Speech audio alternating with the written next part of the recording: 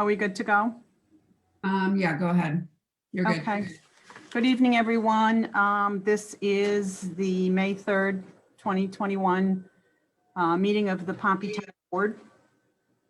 I'm calling the meeting to order at this point, and I would ask that everybody rise for the Pledge of Allegiance.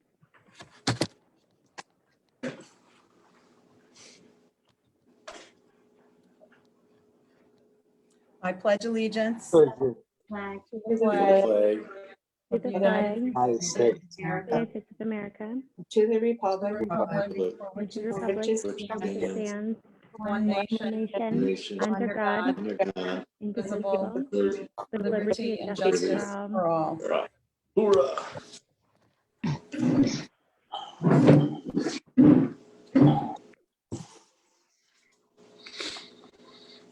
Just a reminder that we are meeting tonight pursuant to the governor's executive order that allows us to meet virtually due to the pandemic.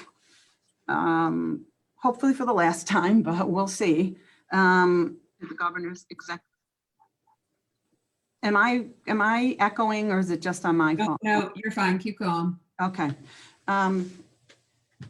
The governor's executive order allows us to meet virtually as long as we live stream so that the public can participate and view.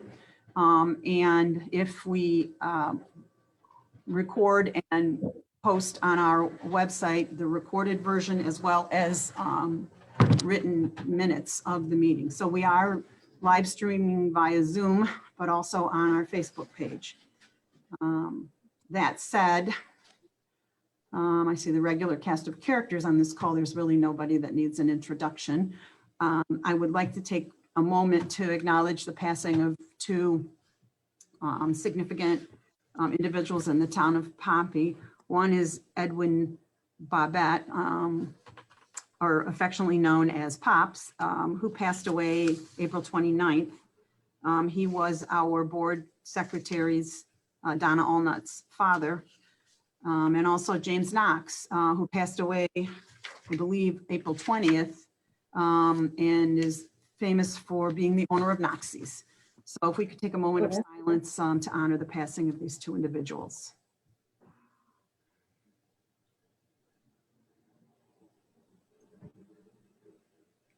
Thank you. Board members, I'm wondering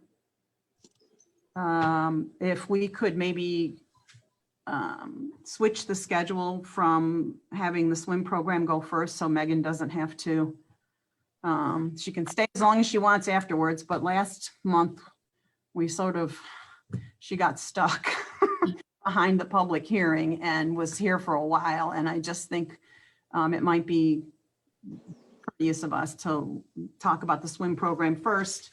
Does anybody object to that? Nope. No. Good idea. Okay. Megan, if you want to unmute, I'll catch everybody up as best I can on where the swim program stands.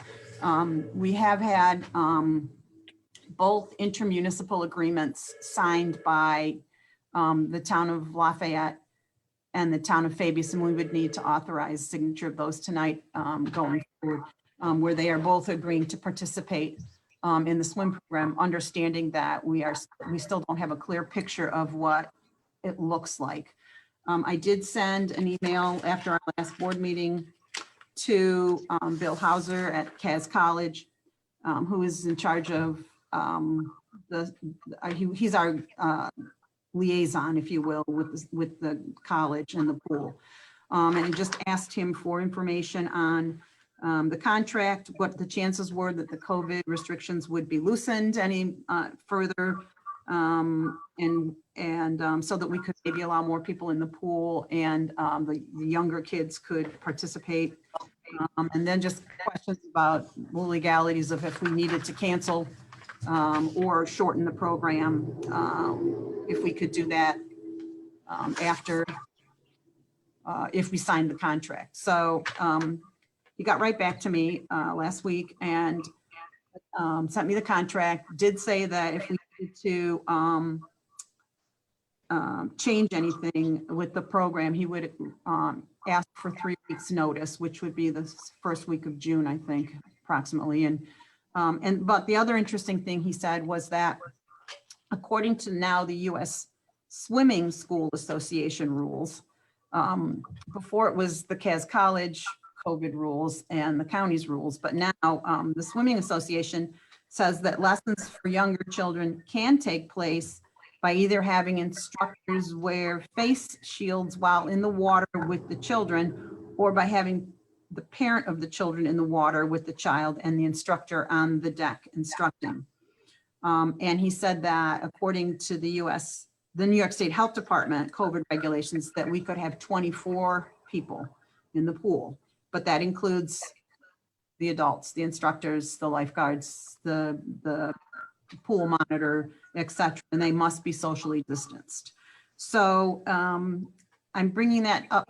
I'm bringing that up. I talked to Megan today. I wanted to ask Megan if she could report out on how pre-registration is going, what it looks like, and then I think the board, we need to think about what we want to do.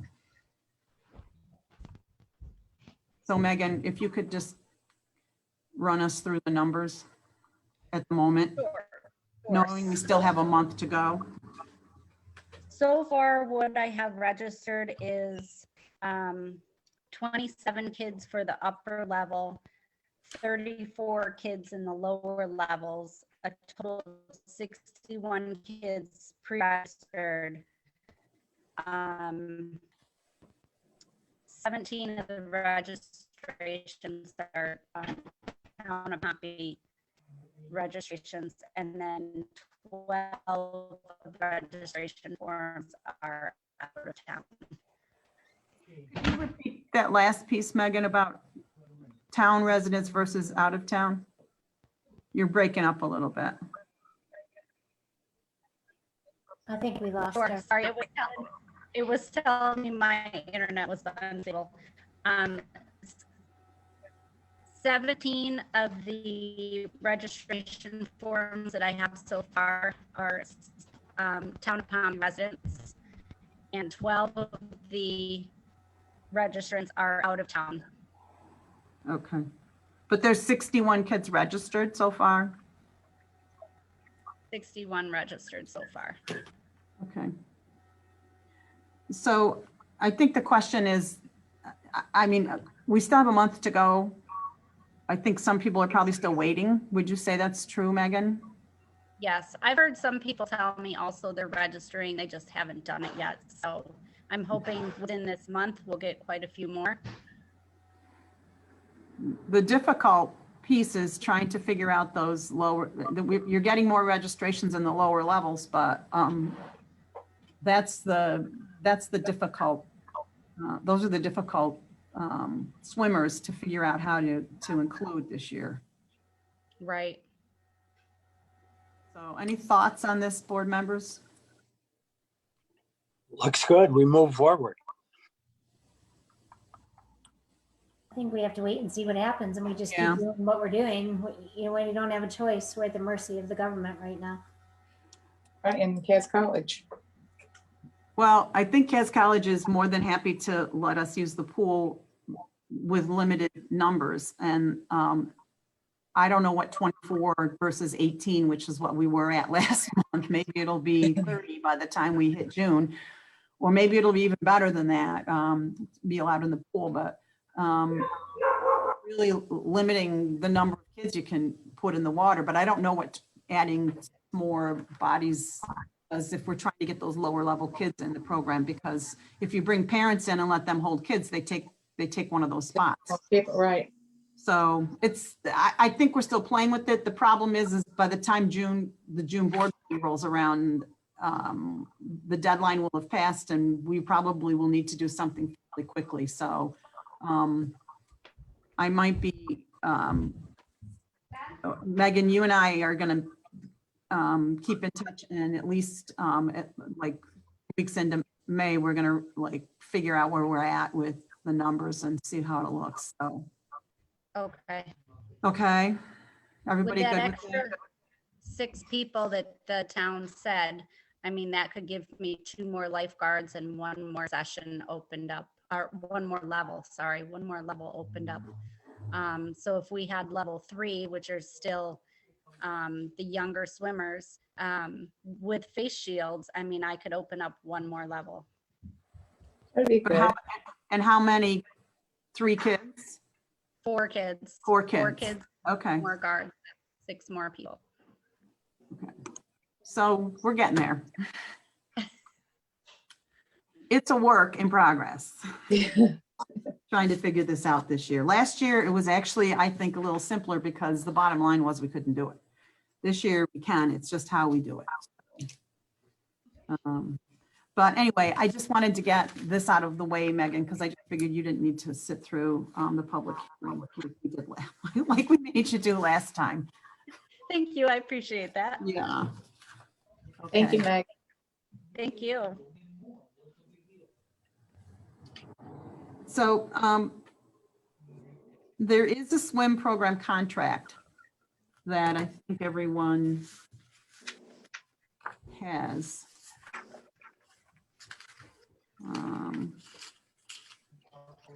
And it is, I compared it, Tom sent me the one from 2019 that was for last year, compared it, they were virtually the same, and Tim's looked at it. Is that right, Tim?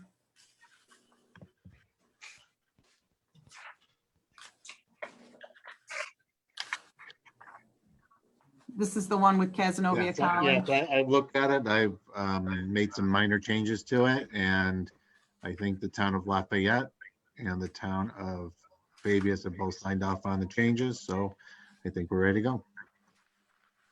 Oh, is that? Oh, the- you're talking about the one with Casanova? Yes, Yes, I looked at that one With the too, college. and that one looks fine. There were some minor things that I pointed out to you, but you explained them to me, and I'm fine with it. okay. So we have the Cas College agreement that needs to be authorized for signature. And then, so we need, has all board members seen that? Mhm. Yes. I'll make the motion. We authorize Renee to sign the contract with Cass College. I second it. Judy seconded. Any discussion? All those in favor? Aye. Aye. Opposed? Motion carried. And then the intermunicipal agreements were, which Tim was referring to, Yes, sorry. Fayette and Fabius, have been signed by both towns. And we just need, I would just need authorization to sign them on our behalf to I allow. make a motion for Renee to sign for Fabius and Lafayette municipal agreements. I'll second it. And seconded it. Sheila made the motion. Any discussion? Mhm. Those in favor? Aye. Opposed? Motion carried. Okay. And I think that's all for the swim program unless somebody has anything else. Okay, so all of the documents will signed, Megan, and we'll be good to go in that regard, and we'll just keep plugging along with registration and pool rules. All right, perfect. Thank you, Thank everybody. you. Thank you. Bye, Meg. Bye-bye. And Renee, if you want to throw a copy of each one of those in my tray, I'll get them back to the town clerks in their respective towns. Okay, Thanks. thank you. Okay, so next, well, on the agenda is the public hearing on the solar energy overlaw district local law. We scheduled this at the last town board meeting on April 5th for tonight's consideration. So I just wanted to give Tim an opportunity, if you could, to explain why there's this second piece to the solar energy conversion systems. We've passed the first piece, which is the legislation governing the applications. Now this piece is about the overlay. Yep. So this is the companion bill or companion local law to the rules and regulations you passed on citing solar energy facilities in the town. As part of local law 2021-1, contemplates the creation of an overlay district whereby when an applicant comes in and decides they want to site a facility in the zoning that is allowed in local law 2021-1, which are primarily I can't remember exactly what they were, but they're agricultural, hamlet commercial, I think was Industrial not and commercial. industrial and right. So if somebody wants to build a solar farm in one of those districts which are allowed, they would still have to come back to this town board to essentially get a zone change for the specific property that they're interested in siting the solar energy system on. And it's for tier 3 systems only. And we would go through the process. The town board would review the application to make a determination as to whether or not it makes sense for that specific property. And if the town board approves that overlay district for that specific property, then it would still go through site plan process with the planning.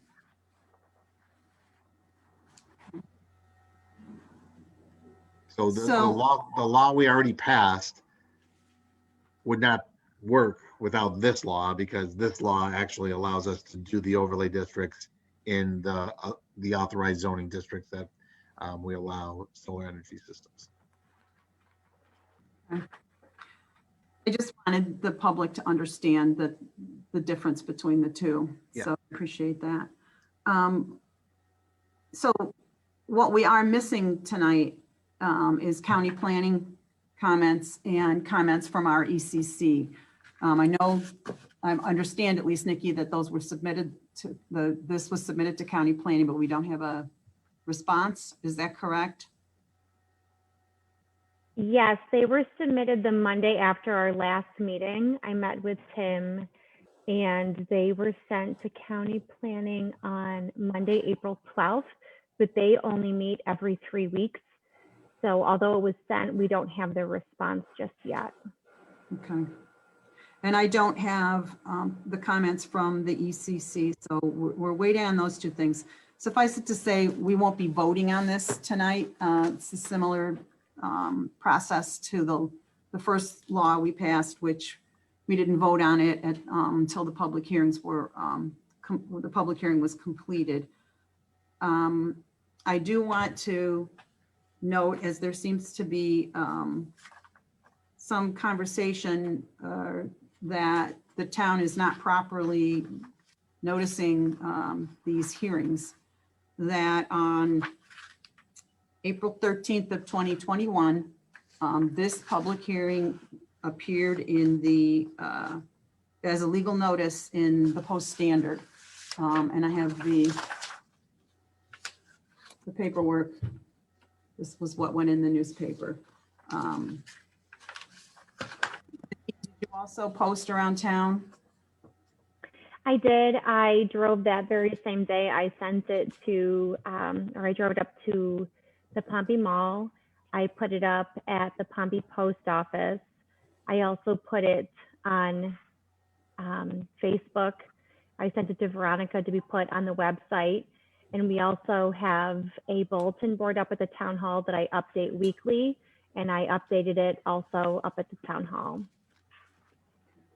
as well as I sent it to the Eagle Bulletin and other media. Okay, thanks. I hesitate to bring this up, but I'm going to because it matters a lot to me before we start. I am all about due process. Anybody that knows me knows that I am about due process. I believe strongly that notice must be given and opportunity to be heard must be had. That's what due process is all about. That's what our US Constitution says. That's what our state constitution provides. And that's what we've done in all of this process thus far, is give both notice, abundant notice, and opportunity to be heard. We can't make people pay attention to the notices or show up. So having said that, because there's been a lot of questions as to how much the lack of notice in this process. And if I thought this was not this hearing did not comply with due process, I would be the first one opposing it. But we've done more than we needed to do to comply with due process. And Tim could weigh in on that himself if he wanted to, but I just felt the need to say that because it has become a rallying cry for those that are opposed to us proceeding. And couldn't be further from the truth that what we've done to provide notice to the public. So with that said, unless anybody else wants to be heard on that. I agree with you. Thank you, Judy. Plenty of notice was given, yes. Thanks, Carl. Veronica, as far as opening, we need to do a motion to open the public hearing. Well, let's do a motion to waive the reading of the notice that you showed everybody. Okay. You either have to read it or waive the reading of it. I can I'd read make a it. motion to waive the reading of Okay. the motion. Second, I'll second that. Carl made the motion and seconded it. Any discussion? No. All in favor? Aye. Opposed? Motion carried. And Renee, usually, technically, we should probably do seeker before the public hearing, a seeker determination. So it's unsettled whether we need to do it before or after the public hearing. I like to do it. The DEC guidance is to do it before the public hearing. Frankly, I like to do it after the public hearing, after hearing the public. But I think we'll follow the DEC guidance in terms of a seeker determination. So if somebody wants, Didn't we do it afterwards last time? yeah, we did. Yeah, we But- did. Okay, but you're going to change it to wanting to do it before. Yeah, that's Okay. what the DEC says, that before you consider a proposal that you should do the seeker determination before you actually consider it at a public hearing. So So we need to choose a declare lead yourself- agency. Yeah, resolution for the lead agency. So I would make a motion to declare the Town of Pompey Town Board the lead agency in the seeker determination for the Zone change, for the overlay district. district Second local. it. Carl seconded it. Any discussion? All those in favor? Aye. Aye. Opposed? Motion carried. All right, so we've already filled out part one of the environmental assessment form. We have a responsibility to go through part two to determine whether or not this local law, which creates the overlay district, it does not actually cite any facilities in the town, but creates the opportunity for that. So we have to go through part two, which are the 11 questions, and I'm going to go through each one.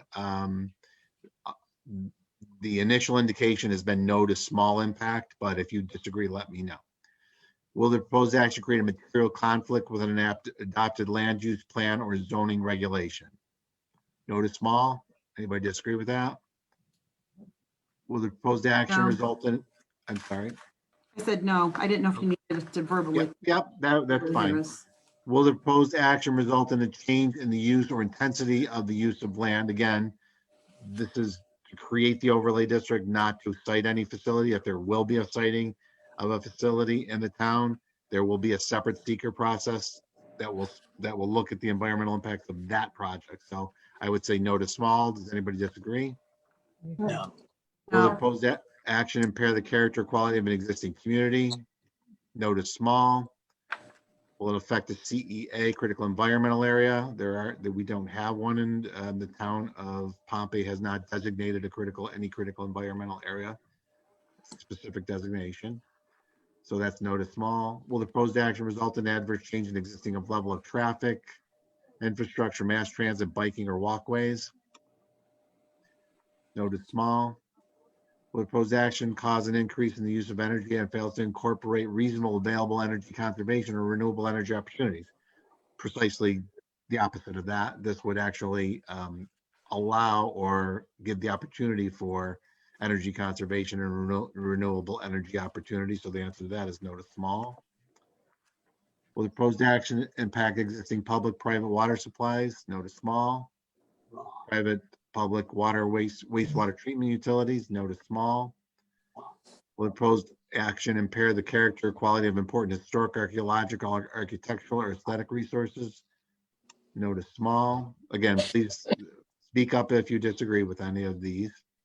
Will the proposed action result in an adverse change in natural resources, wetlands, water bodies, groundwater, air quality, flora, or fauna? Notice small. And will the action result in an increase in potential for erosion, flooding, or drainage problems? Notice small. Finally, will the proposed action create a hazard to environmental resources or human health? Again, notice small. Based on the answers to those 11 questions, which were all notice small, I would recommend that we issue a negative declaration under seeker, meaning that this local law to create the overlay district will not have a significant environmental impact in the town. In fact, may have the opposite effect by creating the opportunities for renewable energy resources. So if somebody wants to make a motion. Make a motion of negative declaration on the local impact minimal. Second it? Carl made the motion, Judy seconded. Does anybody have discussion? All in agreement, say aye. Aye. Aye. Opposed? Motion carried. So negative declaration on the secret determination. And I didn't put it on the agenda because we didn't do it this way last time. Is my, yeah.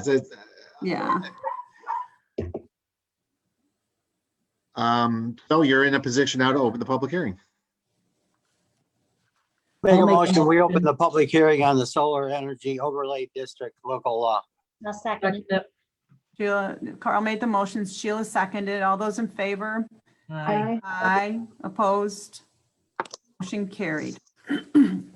So now, Veronica Hoteling will have the pleasure, because sometimes it's crazy, to try and monitor the commenting. We have, I think, if I'm correct, 36 people participating on Zoom. I don't know how many on Facebook. But if people want to be heard, they can choose to either comment in the chat box, which is at the bottom of the screen, the Zoom screen, in the middle.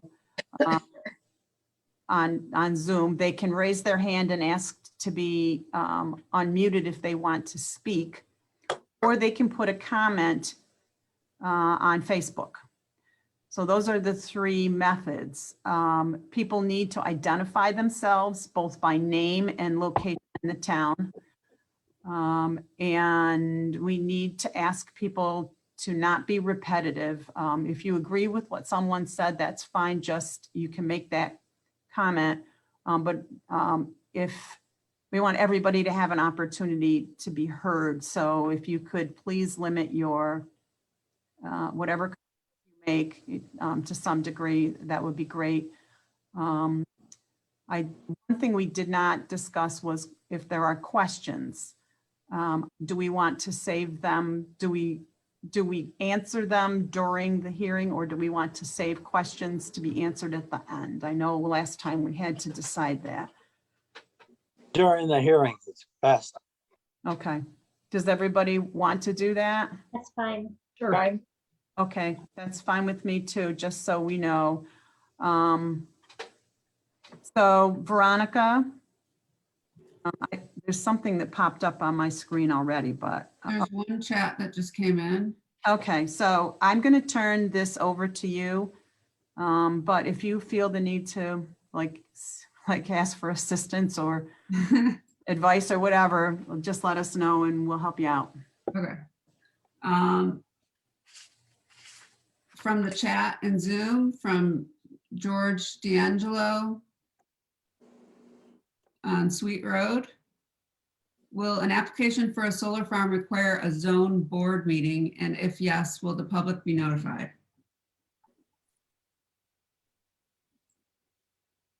A I zone, don't know what, I don't know if he means a zoning board of appeals meeting or a town, it would require a town board meeting with a application for the overlay district, which would require a public hearing because essentially it will be a change to the town zoning map.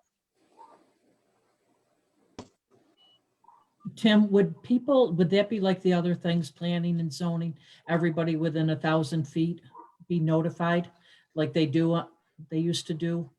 Well, because it's a zone change or a local law, that's not required. I think we have done that.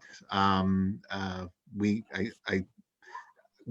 can certainly do that, but it's not required under our code. Zone changes are not required to have those, that kind of notification, but I suppose we would do that. Yes. So he's clarifying his question a little bit in the chat further down. If the applicant requires a zone change for the property, will the residents be notified?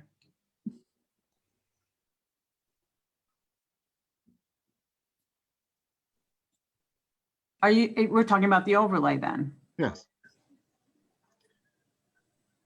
I thought you just answered that, Tim. I think the notification, there will certainly be a legal notification in the official paper of the town that will notify the public of the public hearing. The question is whether there would be notification to the residents within 1,000 miles or 1,000 feet. Don't do that to us. Of the site, and that would be a town board decision at the time of the application for the overlay district. But I suspect the answer is yes. I suspect it is too, because I do believe that that's going to be the more important hearings that the public wants to weigh in on. If there's actually a project coming down the pike and people want to be heard about its location, it's mostly its location, I'm sure. Eyes. Yeah.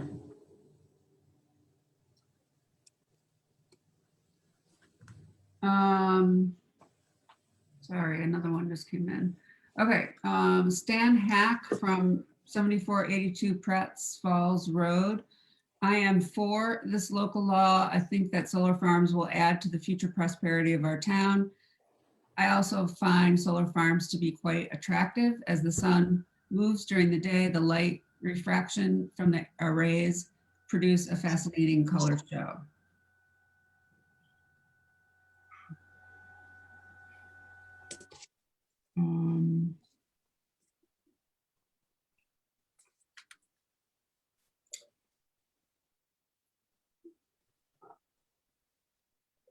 Debbie Grenier from Pompey. Does she have an address? She didn't give an address, just that she's in Pompey. Is she on Cemetery? I can't remember. The offshoot of Cemetery, I think. Her comment is small impact is not zero impact. No consideration of the beauty of the town being sacrificed. People move to Pompey for the beauty of the hills and farmlands. What is the monetary benefit to the town? And she's on 2010 Cemetery Road.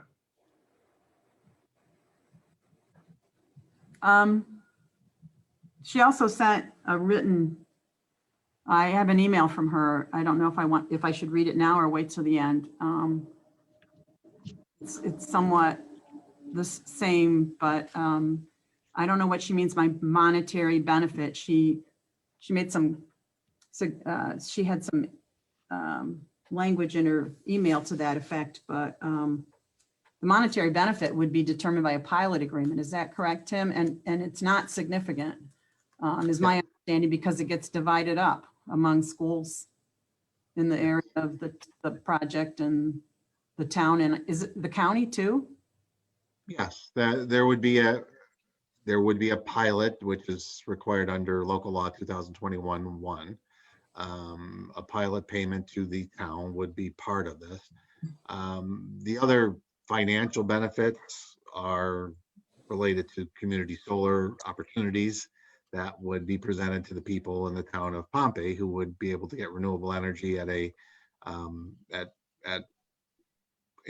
price that might be lower than would be market price because of the subsidies. But I'll leave that kind of answer to Chris because he knows this much better than I do. But that would be another economic benefit to those who want to participate in the renewable energy and getting renewable energy.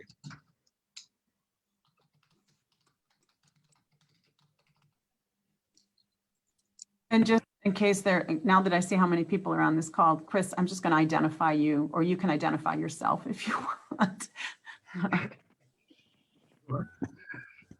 Chris Carrick, Energy Program Manager for the Central New York Regional Planning and Development Board. And Tim summarized it quite well. Most of these projects, if not all of them, we expect will be community solar projects. And what we're seeing, at least right now in the marketplace, is an average of a 10% discount relative to what folks are paying National Grid. So there is that opportunity for savings. That does not go to the town government, that goes to town residents. The other benefit is that developers who build these solar farms are paying for upgrades to the utility system, typically several $100,000 up to $1 million and more is what I've seen. And so that enhances the resiliency of the grid for the benefit of everybody in the town. Those are the primary benefits. Okay. And just to answer the last, or to address the last question that related about the view sheds and those types of things, that is one of the considerations that the town board will make when it reviews an application for an overlay district under part E4, E3.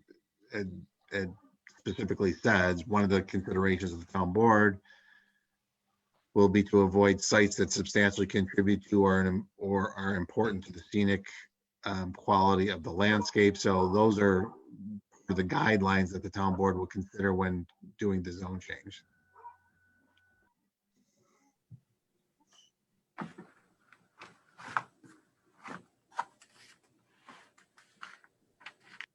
Sheila, you're muted. Are you talking to us? My dog's barking and Oh. I'm gonna talk in a minute. I thought you were trying to, sorry. My dog's barking too, so I'm gonna mute.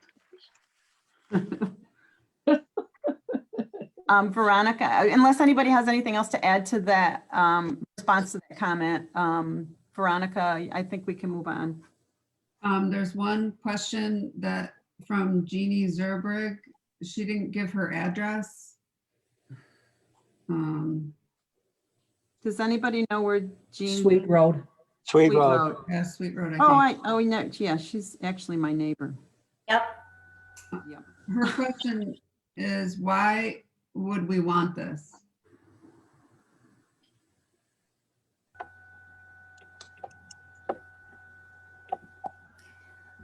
Why would we want tier 3 solar? Is what I'm assuming, because we've had tier 1 and tier 2 solar in it for a long time. I think it's not even a matter of why would we want this. I feel like it's a matter of, this is a person's property. They're going to do what they want to do with their own property. I've said it a million times. I don't want somebody coming in and telling me I can't do something with my property. You know, we've got a shift of renewable energy from Cuomo. It's going to happen. It's already here. There's no choices at this point, but it's either we figure out how to do it right for the people in the town. And I think that we've worked really hard to try to figure this out. And we, as a town, need to keep control of what's going to go on with it. So if you look at what's been created and you really read it, it's honestly one of the best things that we could come up with. Because if we don't do this, the state, the government, they can come in and they can do whatever they want to do, and they can go to the property owner and say, okay, let's do this, this, and this. We're not controlling it. We're not saying no, we're not saying yes. We're saying these are a few things that need to have to be taken a look at. It's inevitable. That's why we're putting this forth. It's either that or the government's going to. So I'd rather have some kind of control within our town than have no control whatsoever. You know, the push is there. It's a 70% push by Cuomo for 2030. You know, it's here. It's inevitable. So what do you do?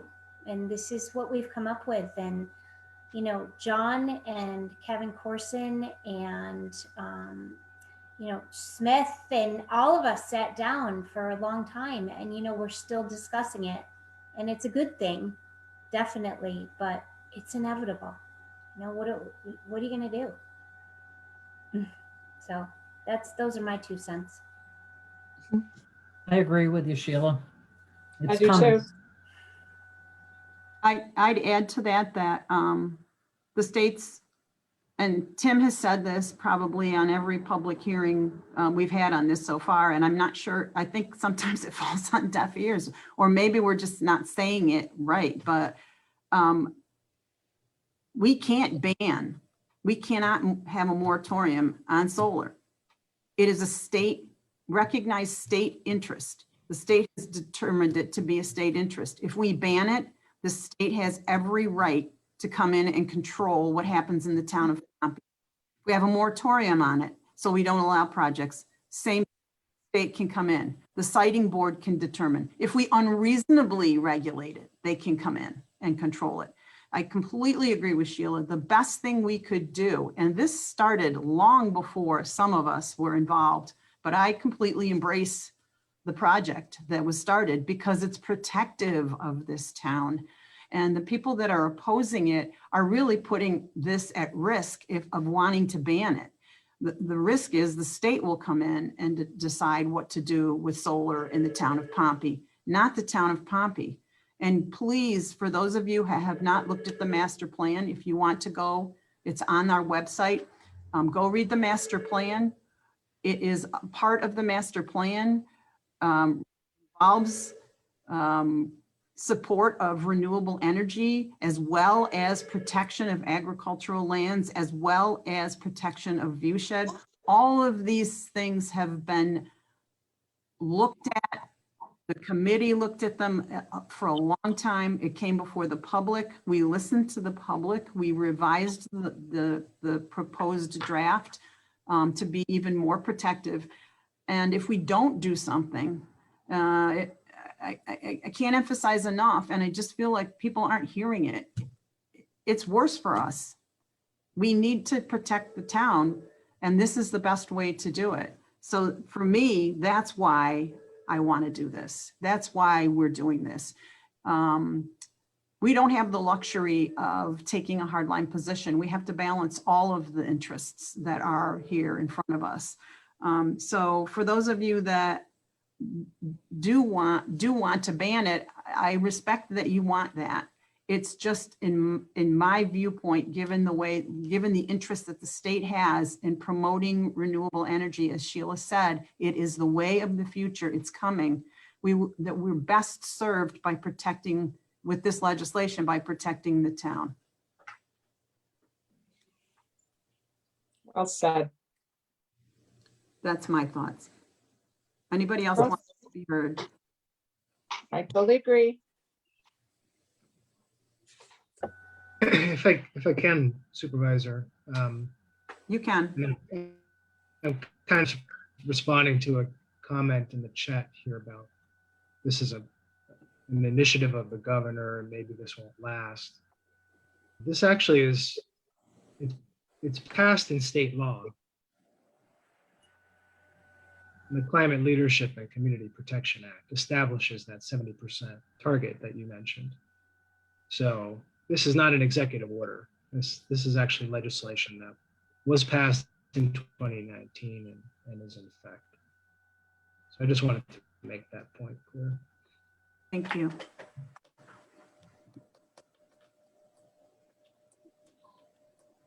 I can say it's not about the monetary benefits to the town. That's not where this is coming from. There's not a huge impact on that. So, Well, and to suggest that the town government is giving consideration to agricultural land or to viewshed is insulting to us, really, because that's the main reason we're doing this, is to protect those things. So it makes me wonder who's really read the law, the local law that we've been tweaking for months now. Because if you read it and drill down, there's so much protection in there for our town. People can differ, but that's what I see.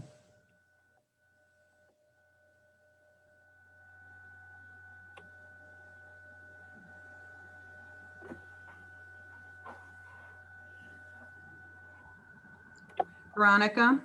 There's some additional questions from people who have already asked questions. Can we get to people that haven't yet, or is it a follow-up to something? I just really want people to have an opportunity. If we were live in person, we would probably make that person wait. I don't know, what's the board? It doesn't really matter, but just want to be it fair. doesn't look like there's a lot of other questions, so I would just go. Okay. For it. Nobody else is really questioning from what I'm reading, and I just read everything. Okay. Nobody's really. It's a couple quick questions. You're so much better than me. I don't even know how to do that. I'm just waiting for Veronica to tell me.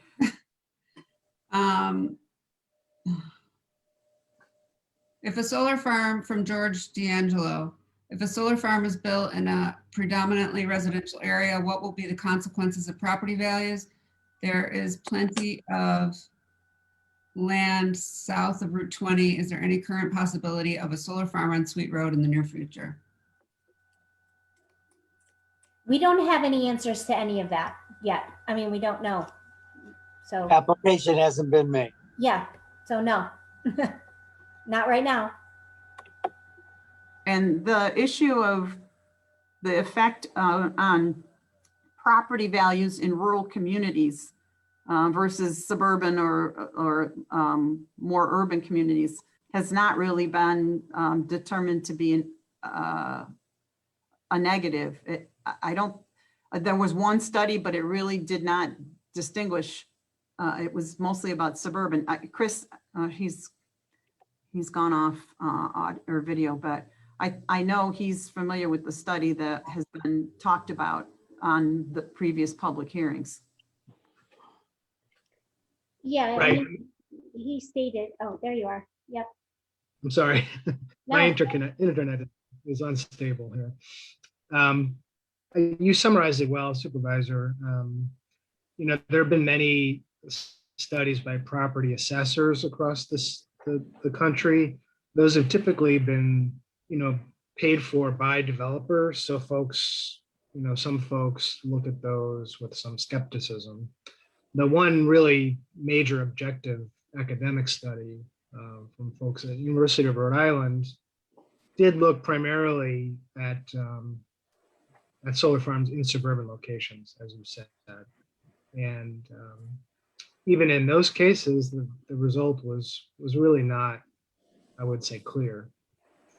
So, I think we've got reason to expect that the impact may not, be there at all, or it may be very small. The town has such few locations with three-phase. There's some Yes. built-in limitations, you're right. Right. I mean, it's only can wind up in very few areas. That's a very good point, and just to draw the attention of the public to the local law that's being discussed tonight for adoption of the overlay.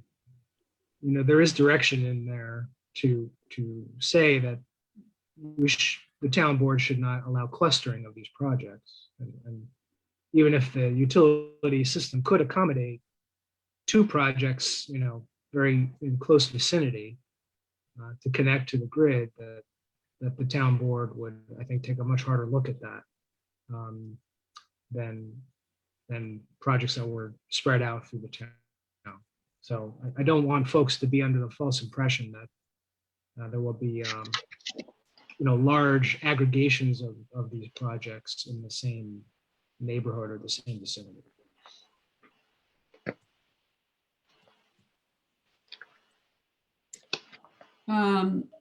Deb Grenier, I think we answered the first part of her question, but she adds, do not surrender our town to state regulation. Let's not surrender. Time to fight for our town's best interests. 10% off our utility bill is not worth the sacrifice. Listen to the residents of the town, even the ones without Zoom or Facebook.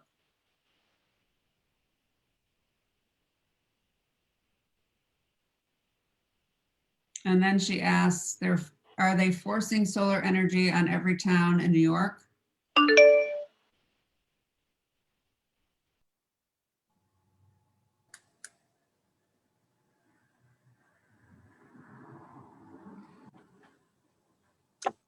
Tim, I guess I could answer that. But I mean, it's not an issue of forcing. It's an issue that, and I know that because if we don't do something, that the state can do something. That's the difference. Nobody's forcing us our hand. It's what we're trying to do to be responsible about the fact that we are moving towards renewable energy resources in the future, and in a town that we all care very much about preserving the integrity and the character of. So it's not about being forced into it. It's about taking responsibility for our town and at the same time moving forward with renewable energy and doing, quite honestly, our part. Part of our master plan talks about us being stewards of the land. And that's a subject to so many different ways to be protective.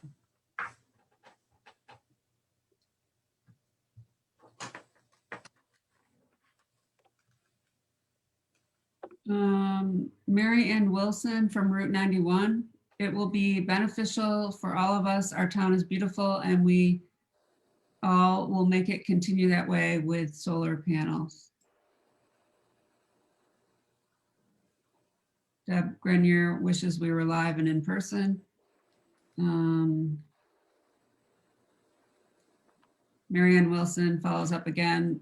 What sacrifice is her question? It would be beneficial to all of us. It's the most responsible thing to do. This board is doing all the homework on this.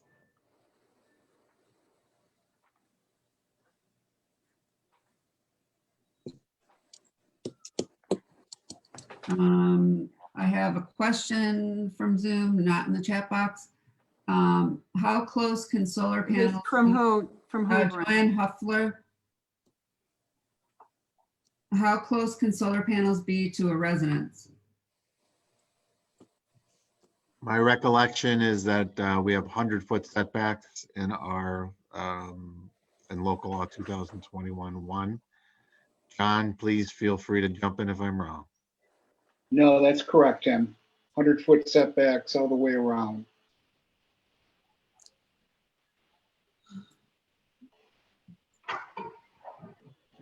Can I ask, did we not also include in there a provision that the planning board would have some discretion in that based on the area involved, or am I wrong? No, that's correct. So it could be greater depending on if it's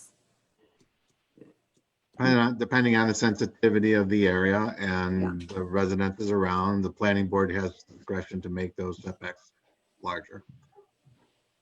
I think, I don't, specifically, I think I remember that, but it's been a No, while. I'm pretty, no, Yeah. excuse me, I think that's right.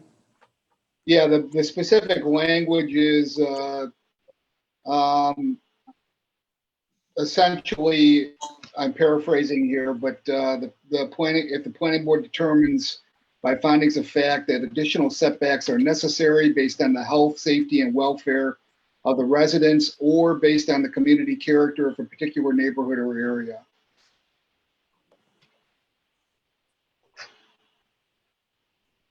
Those setbacks can be increased.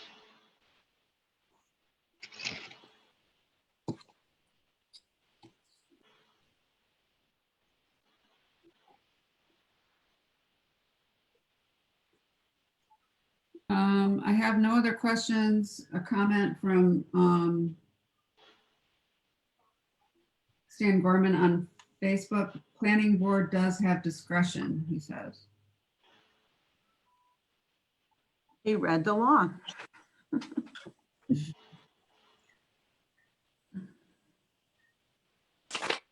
And Joanne Huffler, again, 100 feet is really close to a residence.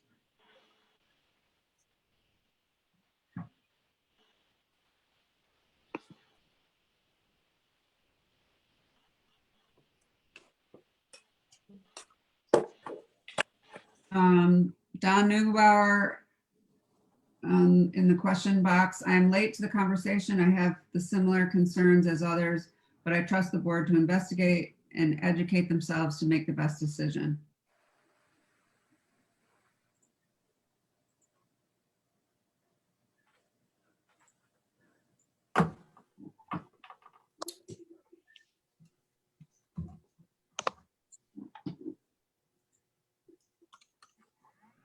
And Deb Grenier just commented once more, 100 feet is way too close to a residence. And I would point out that setback, it's 100 feet from the property line. Meaning not necessarily from the residence. It could be much greater depending on where the residence next door is. Right.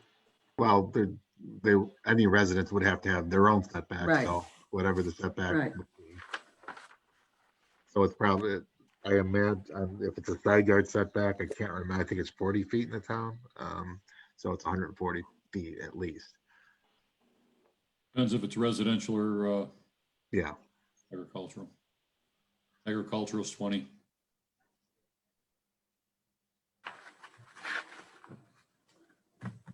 Linda Gorman, how does the town say yes to one landowner and no to the next landowner? How do you plan to limit the amount of solar farms?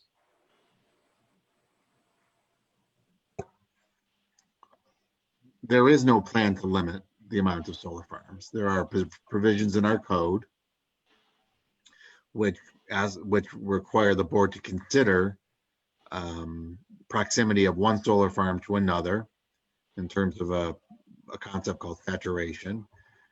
But the biggest limitation to solar farms in the town is the amount of is the availability of energy to supply these solar farms or to provide for the interconnects to each of these solar farms. And again, I'm speaking out of turn because we have somebody on the phone or on the Zoom call who knows much more about it than me. So Chris, you can explain that even more, but there's going to be a limitation as to how many solar farms we can have just by the very nature of the infrastructure in place in the town.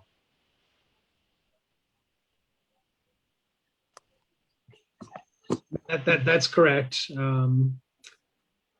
Folks should not be under the impression that a developer can just build a solar farm anywhere they want to, or anywhere they find a willing landowner who will lease them property.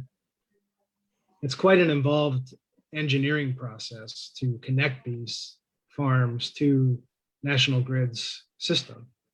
And, folks may be familiar just driving around the community that some parts of town have power lines with 3 lines, 3 wires going down them, and some only have 1 wire. And if you only have 1 wire, you can't connect a solar farm to the grid there. There's also limitations from the substations that those power lines connect to. So there's already built-in limitations just from an engineering point of view. The other thing I would mention is actually something Tim is much more qualified to comment on, but the whole approach of an overlay zone gives the town much more authority to control this development than other approaches where developers have a right or can build by right. So no developer has a right to force the town to to apply the overlay. That, as Tim said earlier, is a change to the zone map of the town. And that requires an affirmative action by the town board to do that. So it is at their discretion, at the town board's discretion, to apply the overlay in one case and not another case. And that's an extra layer of protection that many towns have not taken. And I think that the town board and the committee that drafted the law and Tim should be, commended, and residents should feel assured that they've taken this extra step. Chris, I just add to that a lot of towns that I understand it correctly, put all of the responsibility for these projects on the planning board and add a special use permit to the process in order to streamline it, which has not been our concern. We're not concerned about streamlining it for the applicants. We're concerned about being protected. And if I learned anything from Tim, I've learned that the town board can say yay or nay to zoning. We do not have, it doesn't matter if we've done it before. Yes, maybe it might open us to a lawsuit, but not saying a lawsuit would be successful. So we do have, if I understand correctly, the authority to just say, we don't want to make this zoning change. Yeah, because zone changes require a local law, which is a policy decision of the town board. Nobody's entitled to any zoning change. They buy the property knowing what the zone is. If you decide that you're going to grant a zone change to one person and a similarly situated person with the exact identical situation or circumstances, you deny the zone change to, they may have an argument about disparate treatment, but the circumstances are always going to be different from place to place to place. So I am not overly concerned about that. We'll deal with those issues as they come up, or if they come up.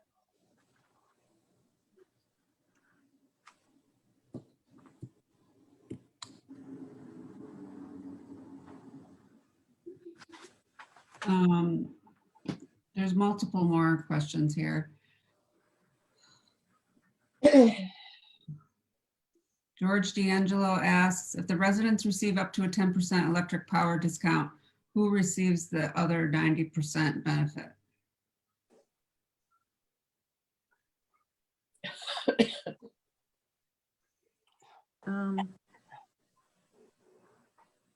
I don't know how, I don't think it works that way, but Chris, do you know? It doesn't work exactly that way. The analogy that I use, and it's somewhat crude, is that community solar works a bit like a Groupon discount that folks may be familiar with, where if you subscribe to a community solar project, you pay the developer a certain price, let's say 9 cents, and you get a credit on your utility bill that's worth 10 cents. And so that difference represents your 10% savings. The value of the credit is decided by Public Service Commission law. There's a formula that they use to determine the exact value of the credits, but that's how it works in principle.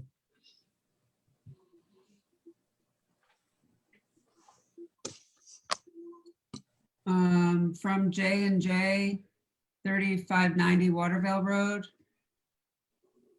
We support the proactive, well-researched and positive approach the town board has taken on solar development in keeping with the town master plan.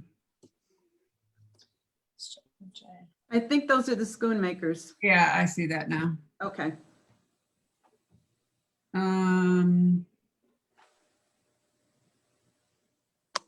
Mary Baum from Sweet Road asks, Chris previously mentioned that a developer can pay to upgrade the grid. Wouldn't that allow additional solar farms in the area?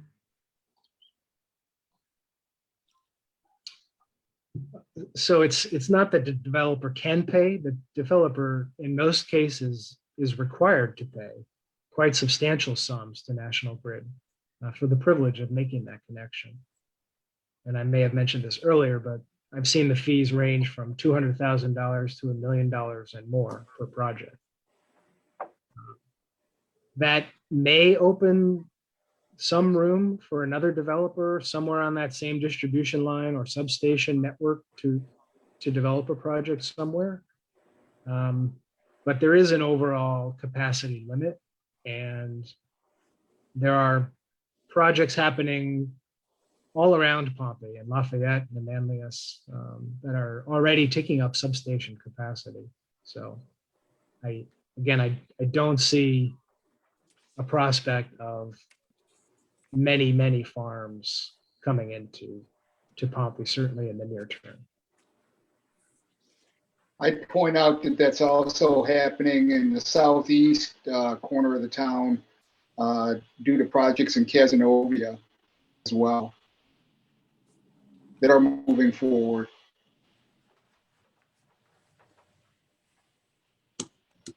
Mary Ann Wilson. This will also help us move away from fossil fuel that many of us have to use in this area now. This is a step forward to clean energy that we need for our future generations.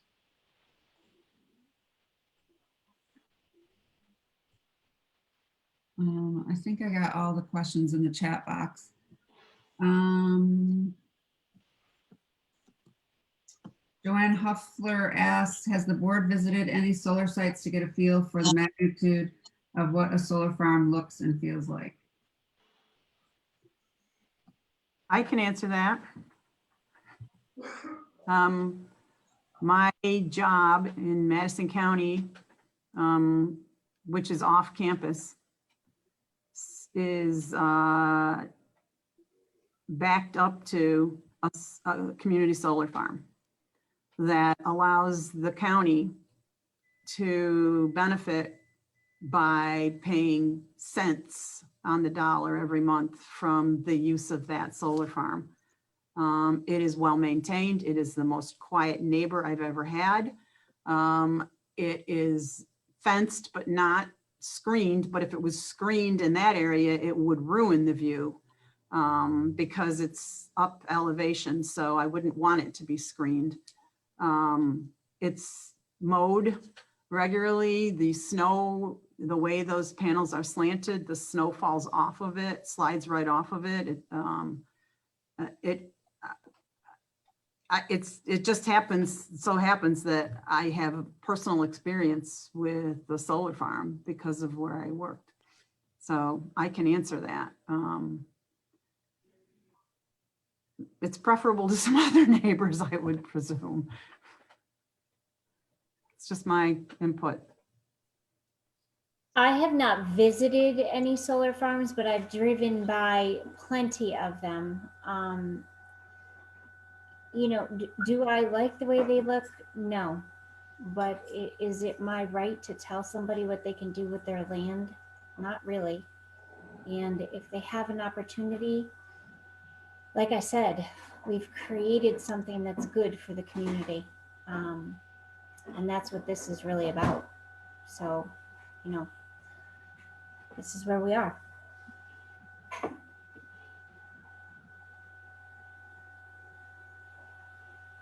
I don't feel banning anything on someone's property is the right thing to do. And I'm not going to ban a solar farm if a person wants to do that. That's just how I feel right now. So.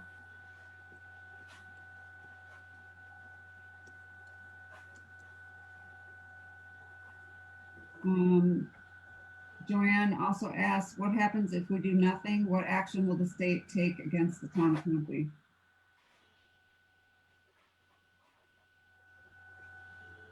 Like, Chris, can you answer that one better than?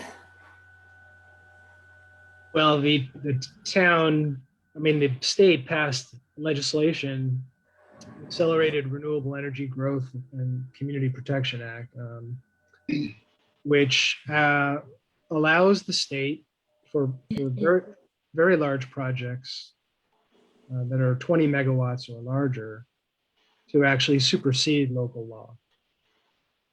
If it finds that the local law is unduly restrictive towards meeting those state targets that we mentioned earlier. So that's the danger.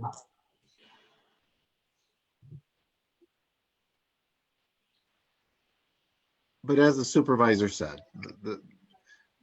the issue isn't whether the state's going to come in and force us to do something. The issue is, how do we get control of and participate in the policies that the state is putting forward and is really requiring us to meet as a state. So local zoning is the purview of the town. However, the state has taken an interest in this area, a strong interest in this area, and we don't know what the state would do in the future. If they find that local zoning is being unduly restrictive of and undermining the policy to encourage renewable energy. Madam Supervisor, it seems like we're getting the same questions or follow-up questions from the same people, which is fine. But if you're not going to vote on this tonight, you might want to consider closing out, not closing the public hearing, but at least moving the public hearing until the next month if you want to, so people, if there are new types of questions. Good idea.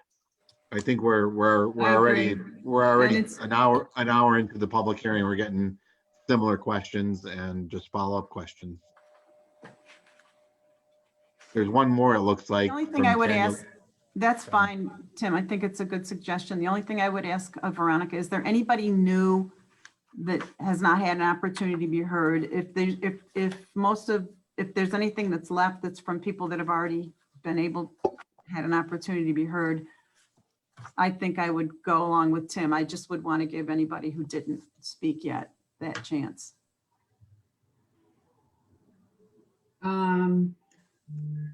Daniel Daly, Coleman Hill Road, just commenting that the hearing should be in person so we can have open conversation. Zoning laws should not be changed to accommodate mandates from New York State.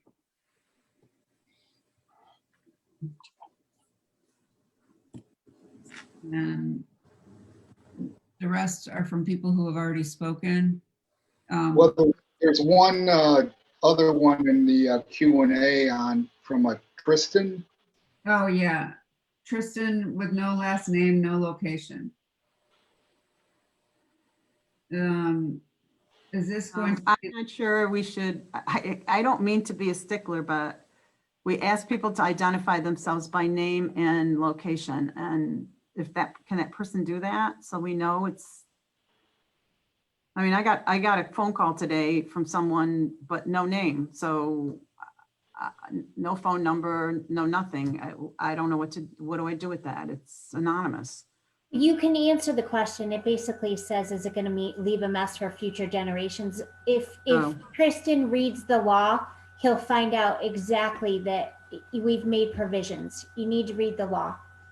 And then you'll be apprised as to everything that has gone on. It's right on the town website. So, you know, as Tim said. Well, and really, just to bring the focus back, since we're going to end this, it seems like at this point, this is about the overlay. The questions that are coming up about, those have already been answered, and the town has already voted on the solar energy conversion system siting law, and that's already been done. All the decommissioning issues are in that piece of legislation that's already been passed. So this legislation is focused on giving the town board the authority to grant overlays when it deems appropriate as a zone change. Am I correct, Tim? Okay. So would anyone like to adjourn this public hearing at this time, and we can take it up next month, maybe in person? I make a motion that we adjourn it until the next month, if we can have an open meeting so that everybody can see us and talk in person. Second. Judy made a motion and seconded it. Any discussion? Sheila, you looked like you wanted to say something. I just wanted to say it's not dismissing a public discussion, and I'm all for it. So as soon as we can figure it out, absolutely. I'm behind an open discussion. I have no problem with that. You know, I think that everybody has been very diligent, and, you know, if there's more people that are out there that are not on the panel, and that's what it's going to take, then I'm happy to be there and be there for that open discussion. So. Yeah, and I would say the same thing. The public input is vital to the process, so it's welcomed. If we can do it in person next time, even if we need to relocate, the problem with putting it at, when we've discovered at the fire hall when we did the informational session, was for anyone who didn't, those who zoomed in, at least when I went back to listen to the recording, it's very hard to hear. So unless we get some improvement, it would either be just in person only, which I think limits, when I see how many people are on here tonight, it limits the attendance or the participation. So it's something we'll discuss as we get further into this meeting. But I would, that would just be my response, my comment. But Carl, anything you want to add? Shouldn't have been worded a continuation of the public hearing for June instead of a adjournment?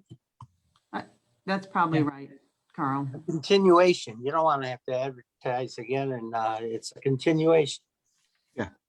Correct. Okay. Stand corrected. Okay, Thanks, Carl. so we're making a motion to continue the public hearing by Judy, and seconded it. All those in favor? Aye. Hi. Opposed? Aye. Motion carried. The public that is interested in this issue, please check the website for what is going to happen at the next board meeting if we change the location. It's all going to depend on this continuing to have to socially distance and mask and any changes. So please check the town website. I'd encourage folks too, with the kinds of questions that came up tonight. The law that was passed last month is on the website, and a lot of these questions are answered if you read that law. So I would encourage you to do that. Thank you, John. And I think, did Chris hop off already? I was going to thank him as well, just for being available to answer the questions that come up that are a little more technical. So, Chris. Thank you, Chris. Sorry about that. I just told my son to get off his Xbox. No, we've continued the public hearing to next month. Location to be determined, depending on what we can accomplish doing something in person, because it seems like people would prefer that. So I was thanking John, he's already, oh no, he's still on, and you for hanging in there with us to answer the tougher questions that we don't have the technical background for. So thanks. Happy to do it and happy to attend the next one, hopefully in person. Yeah, A lot better. nice. You were good. Okay. Where's Tom Chartrand?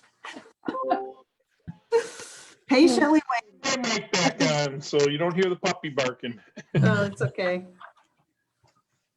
All right, so I'm looking at the agenda. So first item up is Supervisors Monthly Report. Not a whole lot of excitement going on, although some good news. We finally received the refund from PERMA, which was our workers' comp carrier back in 2019, 2020. That was an audit-based program, and we received $7,221 back from the payment we made in 2019. So that is now surplus funds for us. Very good news. Yep. Good. We've had a few developer deposits come in this month. Court fines are still a little bit slow. It was a good month for town clerk fees, though, almost $3,000. A few driveway permits are coming in, so that means that either houses are being built or people are putting in better driveways. So that's good news for us.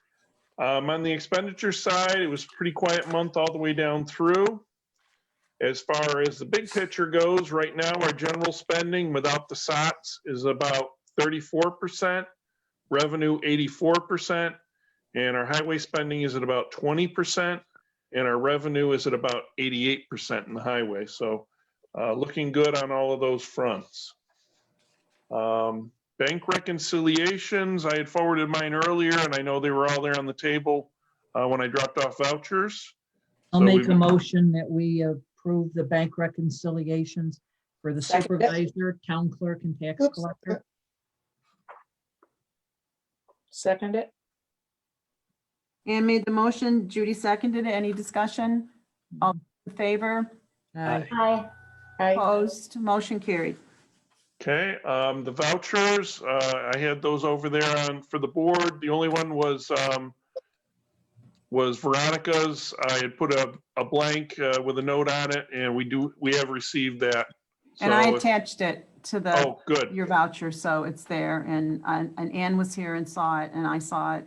So Make a motion for payment of the bills. Second it. that. Any discussion? All those in favor? Aye. Hi. Opposed? Motion carried. I didn't know if you had any Yeah. budget transfers, and I see you don't. Nope, I don't, so that's good. Yes. You never know, though. I know. And so I think that covered everything, unless there was any questions on anything else for me. Hey, Tom? Yep. You said development fees or developer fees? We had 2 variances, I believe, come in last month where we collect a Okay, deposit, and we had another one that was paid off. thank you. And so I just want to be clear, the check that we got from PERMA goes into our, where does it go? The contingency? It goes into the general fund as unappropriated fund balance. So if we Okay. need it for something, you need to tell me and we'll make a transfer and put it into that active line. Or do we want to put it in contingency to start building that up? We can, if you want No? to, I can do that. Well, I'm just wondering, I mean, oh, Sheila, if you have a, Can we pull it out of contingency? Like, Yeah, contingency is where we move we move monies to other areas where we need to so if you cover put it in something. contingency, what if we ended up wanting to give that back to the taxpayers at budget time or something? You know what I mean? Not a problem. Okay. Yep. Okay, okay, then, Make yeah, a motion, it goes It's to just- the contingency fund. okay. Why don't you Thank let me prepare an official sheet for next month, and then All right. it makes it easier on Nikki and everybody else that they Okay. see what's going okay. on. Okay, Thanks, Tom. And that's all I had. Okay. Nikki, I'll try to go as fast as Tom did. If This the is board not has a a chance race. to review, no, it's okay. I'm looking for acceptance of the April 5th regular meeting minutes and the April 21st special meeting minutes. Make a motion, April 5th and April 21st minutes be approved. Second it. Judy seconded it. Any discussion other than they were amazing as usual? Yeah, they were long. Thank you. All those in favor? Aye. Aye. Opposed? Motion carried. Perfect. Second item is the update on Earth Day. We really had a great turnout. It was so nice seeing so many residents coming out and participating in the event. We had lots of roadside cleanup, shredding, prescription drop-offs. I can't believe we sold out of the 500 trees that we were giving away. Tom could probably give you more info on how much scrap metal was dropped off because I don't have those numbers in front of me.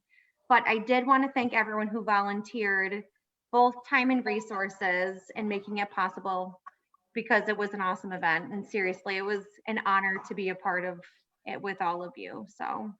And it was your birthday. And it was my birthday. Really, I mean, honestly, it was a really great day. It was a lot of fun. And next year we need more Appreciate it. trees. Yes, more trees. When I heard 500, I'm like, no, we're going to have some left over. I can't believe. Gone so quickly. Everybody wanted the trees. I know. Tom, Yeah, I Does was Tom want to weigh in on the scrap or no? We had several Like it pickup was- loads and we didn't weigh it or anything. We had several pickup loads and several people brought it in SUVs. So we just put it in a pile that we've already accumulated from over the last couple of years. So we'll be sending it out soon. Well, we did have 97 tires and just over a half a ton of roadside trash we took out. We took it down to Janesville there, Rock Cut Road. Oh, well. Lot. And the and Tom's crew made the front page of the Eagle newspaper for Yes. their contribution to Earth Day. So check it out on the front page.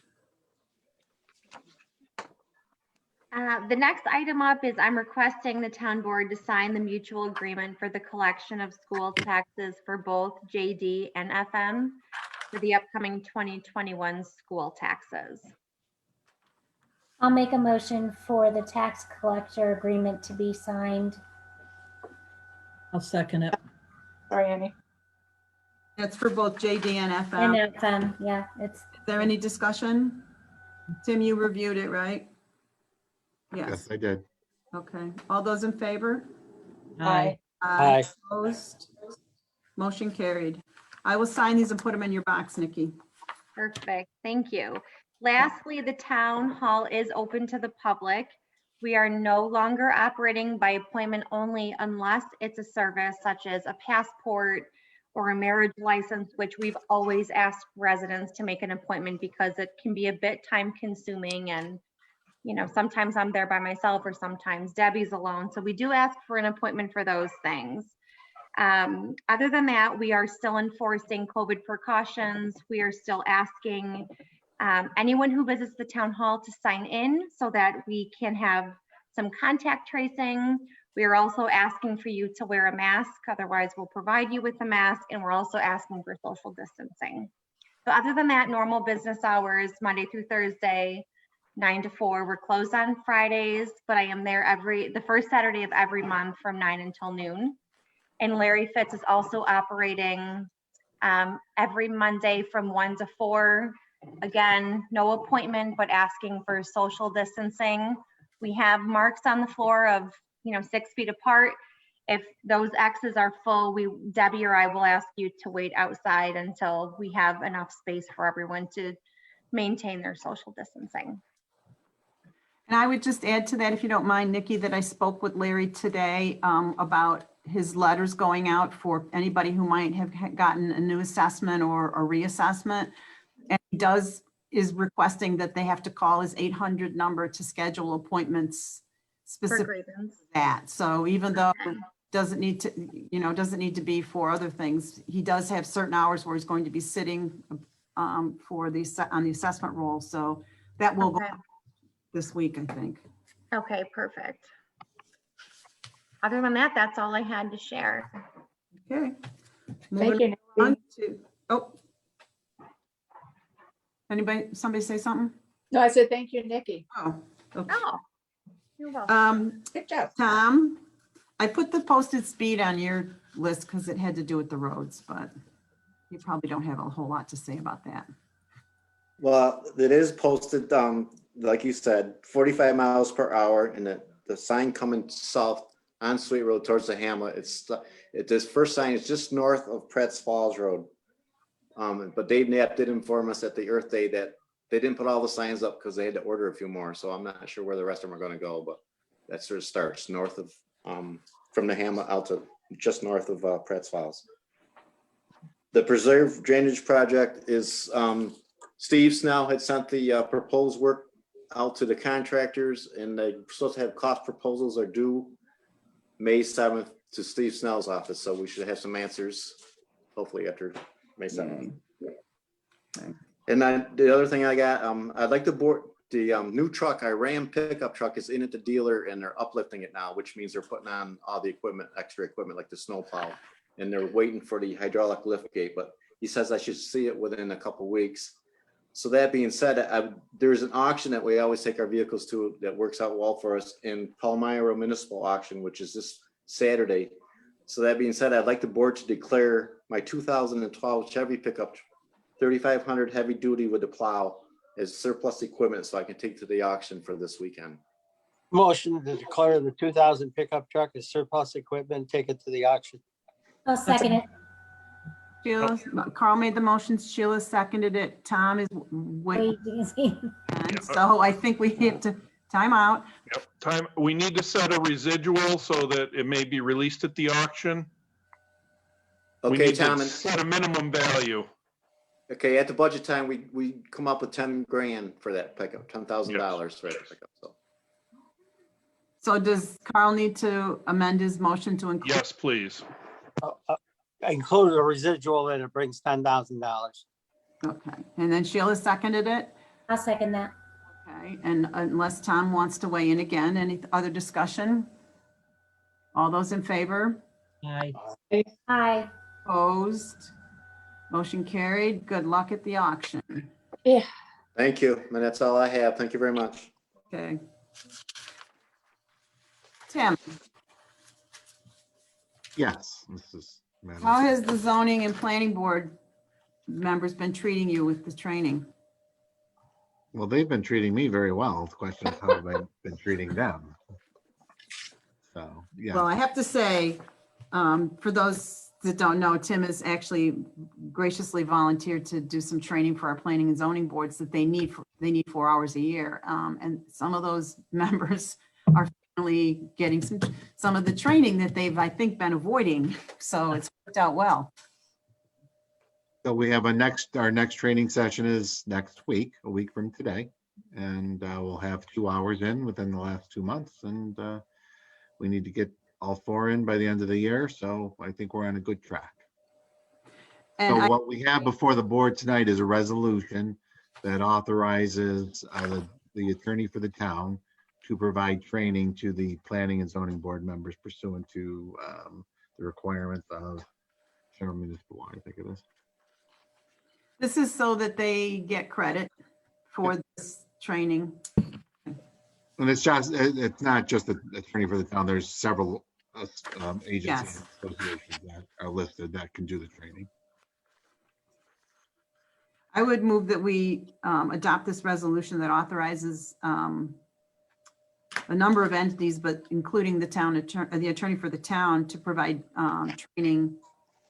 I'm not sure pursuant to what section of the law, but for planning, It's in the resolution. I don't remember. the mandatory training for planning and zoning board members. Second. Carl seconded it. Any discussion? All those in favor? Aye. Aye. Aye. Opposed? Motion carried. Then next on the agenda is the fire works permit review.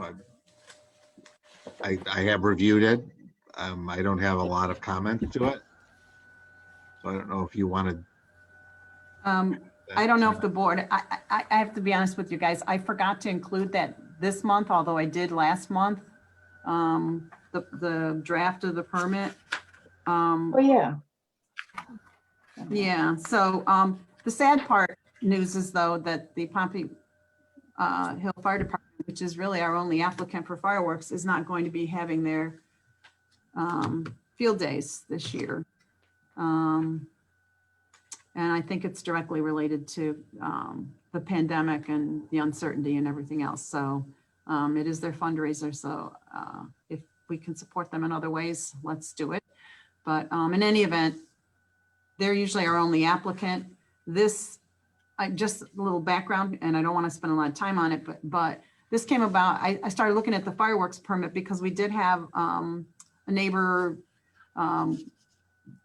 concern about the ability for the town to issue a permit for fireworks. And we dug back and found that yes, indeed, the town board had years and years and years ago authorized the town to do that.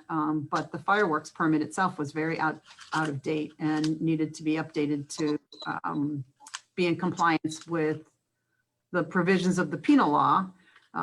So therefore the draft of the fireworks permit. So we might not have any applicants for it this year, but if it meets with Tim's approval and the board is good with it, could we authorize it to Let's adopt it as the form, and so that we have it and we can file it and it's ready to go.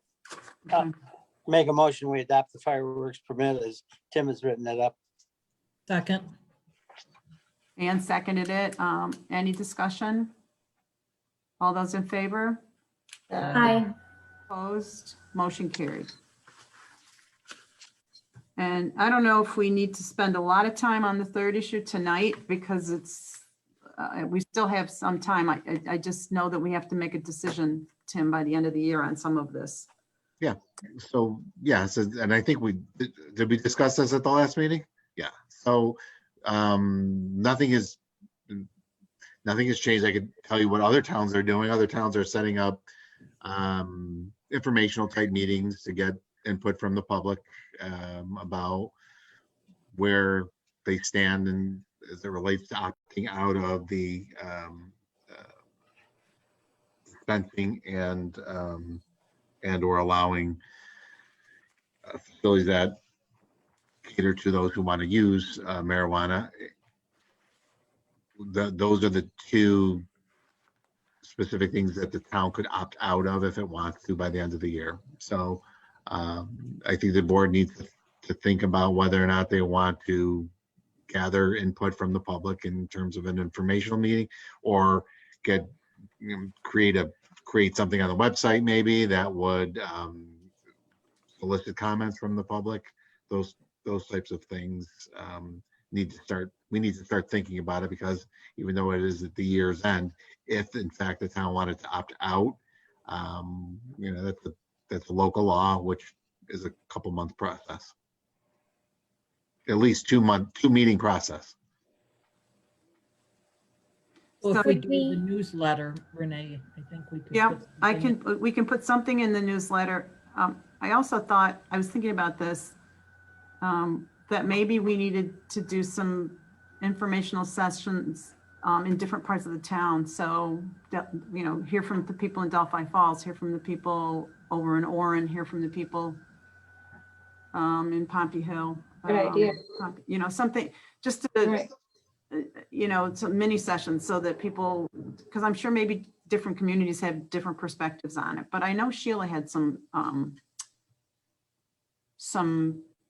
comments or remarks or whatever, questions. Well, I was just trying to understand, Tim. So could we put it out to public vote? No. Okay, so it No. has to be. The villages actually have that, which is unusual, but they have that option to put it up for a mandatory referendum, but towns do not. Either if you opt out, that is subject to permissive referendum. So we would have to pass a local law that says we're opting out.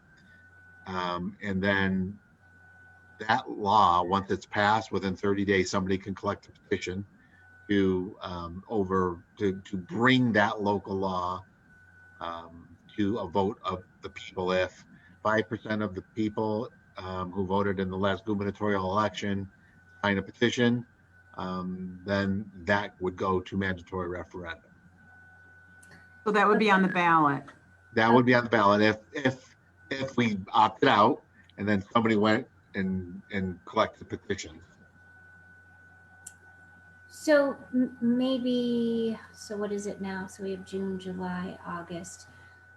I don't know if we do it, but we, I remember in a few years ago, we did a meeting in Delphi. We did a meeting up at Pompey Firehouse to get, within different districts or whatever. So maybe you think about that, Renee. I don't know, to set the meetings at different places for the rest of the time. It's very complicated though, because of COVID. You're still.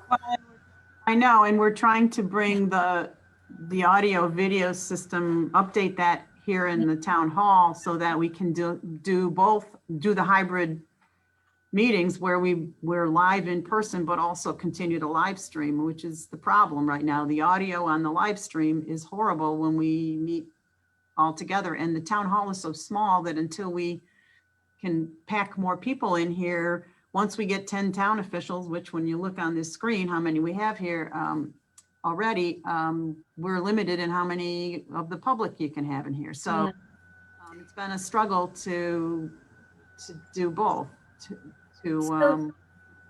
Tim, another question. A dispensary is, we all know what that is, okay? So, and then a business. This law wouldn't have anything to do with people going in and like smoking a joint in a bar, correct? No, there would be specific places where you can go and okay, and the pleasure of smoking marijuana, I guess. Okay. But they would be separate and distinct places. But I think the law says that if you can't smoke cigarettes in a bar today, and therefore you can't smoke marijuana in a bar. But wherever, if you're allowed to smoke a cigarette, you are allowed to smoke a marijuana cigarette. Okay. Except in a car. That's in their law. Yeah, but can you smoke a cigarette in the car? You cannot smoke a joint in the car. How about a cigarette? A cigarette, yes. In a car, in a private vehicle, but they specifically put in this new law that you can't smoke pot in a car. Yeah, but so those types of things we cannot regulate, Sheila. The only thing that we can do is restrict or prohibit the sale of marijuana in the town by a dispensary, or to prohibit I don't know what to call the places where people would go to smoke marijuana, lounges, whatever. I don't know what you want to call them. Okay. So board members, I'm thinking what we need to do is, I think you all got that PowerPoint presentation, but in addition to that, by next board meeting, can we sort of be thinking about what we want to do as far as trying to get feedback from the public on what the public wants on this issue? I'm going to work on the newsletter this month, so we can put, Ann was suggesting we put something in there, whether in our website for people to be able to weigh in on the issue. The only thing I don't, we'll have to think about it. But so for now, I guess I would just say we don't want to be in October and haven't decided whether we want to opt out or not. So, and we do need public input, I would expect. This board would want to hear from the community. Right.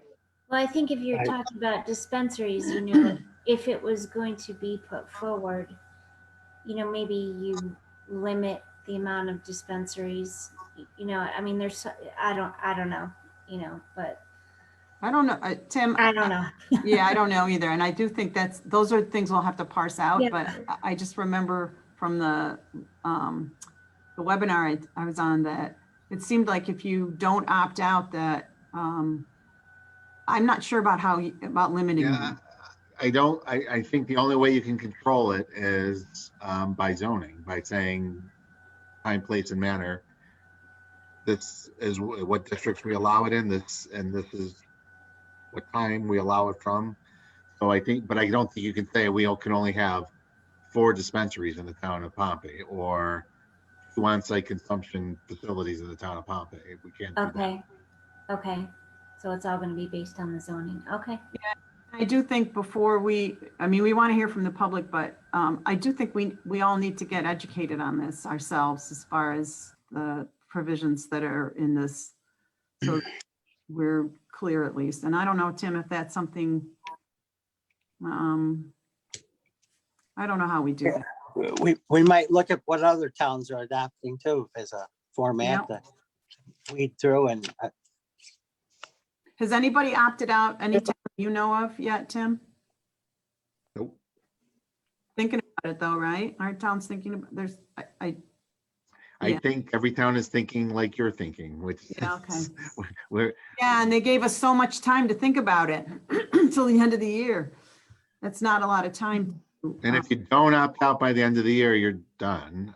If you do opt out, you could I think you can still opt back in at some point. It's almost like you have to put together a pro and con list, obviously, but. Yeah. Yeah, anyway, let's try and be a little bit, let's try and come up with something, a plan for next, at next month's meeting. So we can move forward. Is that everything for you, Tim? That's it for me. Okay. Bob, where'd you go? There you are. Hello. Hello. Permits are off slow this year. We just did 4 more tonight and we're only up to 38 permits. Material costs are driving that. People aren't building and doing things like they did last year when prices were low, when stock was available. There's been some concern about unsafe properties in the town. Not just, well, the Hamlet of Pompey is one of them. On Cherry Street, there are several other properties we're addressing. Cherry Street, they have been served and they've got until the 21st of May to respond before we take legal action on that. The barn next to the town hall, I showed Renee some pictures of that. I shared pictures with her yesterday on that. They've also been served. Let me back up. Cherry Street, I have not heard back from the owner on that property yet.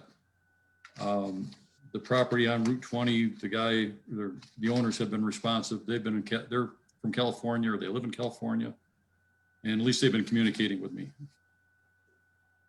So there's 2 other properties that I'm gonna pursue as unsafe structures in the upcoming weeks. Just so people know, it takes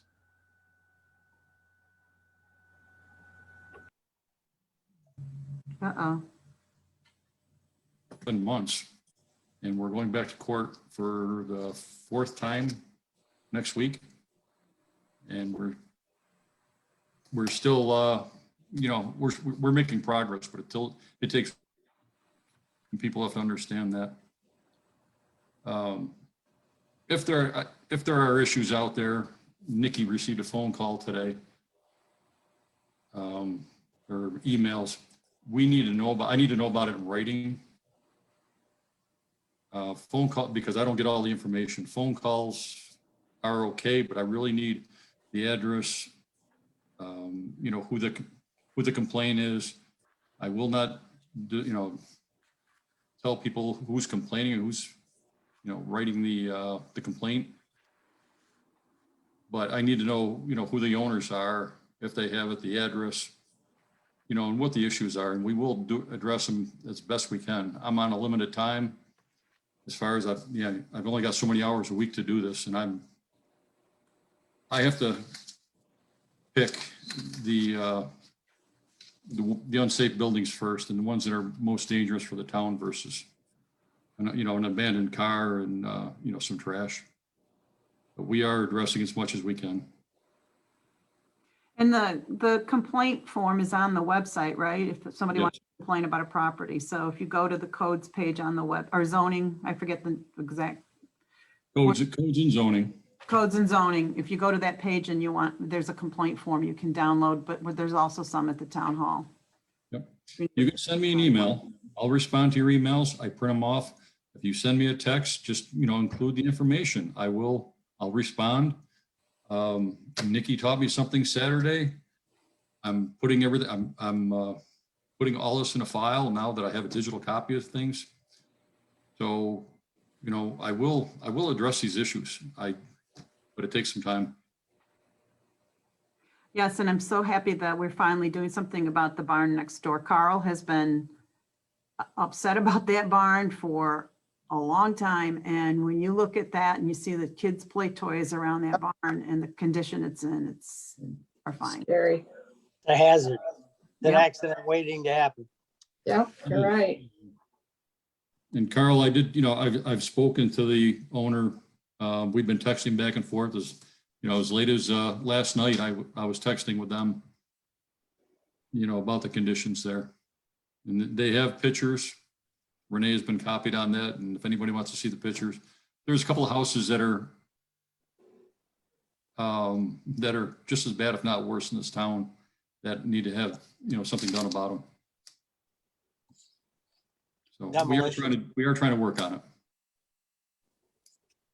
Thanks, Bob. Yeah, thank you. Thank you. Sheila. Yes. Next.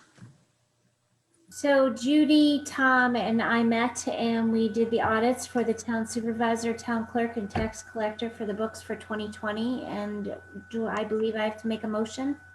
Is that correct? To pass the books?